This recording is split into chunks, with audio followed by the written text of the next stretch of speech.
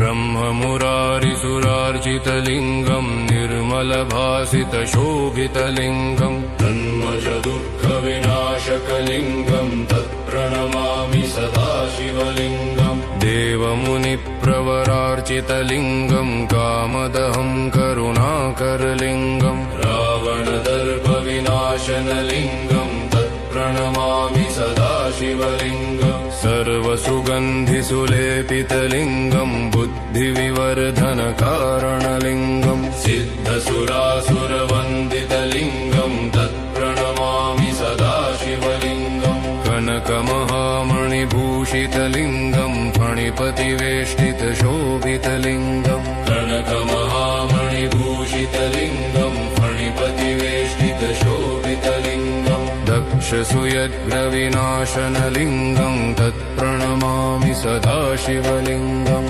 दक्षसुयज्ञविनाशनलिङ्गम् तत्प्रणमामि सदाशिवलिङ्गम् कुङ्कुमचन्दनलेपितलिङ्गम् पङ्कजहारसुशोभितलिङ्गम् कुङ्कुमचन्दनलेपितलिङ्गम् पङ्कजहारसुशोभितलिङ्गम् सञ्चितपापविनाशनलिङ्गम् तत्प्रणमामि सदाशिवलिङ्गम् सञ्चितपापविनाशनलिङ्गम् तत्प्रणमामि सदाशिवलिङ्गम् देवगणार्चितसेवितलिङ्गम् भावैर्भक्तिभिरेव च लिङ्गम् देवगणार्चितसेवितलिङ्गम् भावैर्भक्तिभिरेव च लिङ्गम् दिनकरकोटिप्रभाकरलिङ्गम् तत्प्रणमामि सदाशिवलिङ्गम् दिनकरकोटिप्रभाकरलिङ्गम् तत्प्रणमामि सदाशिवलिङ्गम्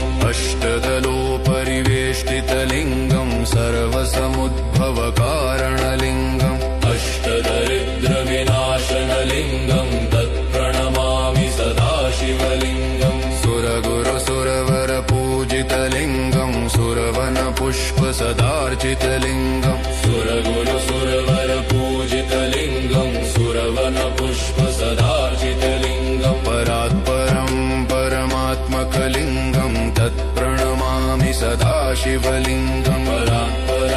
परमात्मकलिङ्गम् तत्प्रणमामि सदाशिवलिङ्गम् लिङ्गाष्टकमिदम् पुण्यम् यः पठेत् शिवसन्निधौ लिङ्गाष्टकमिदं पुण्यं यः पठेत् शिवसन्निधौ शिवलोकमवाप्नोति शिवेन सह मोदते शिवलोकमवाप्नोति शिवेन सह मोदते।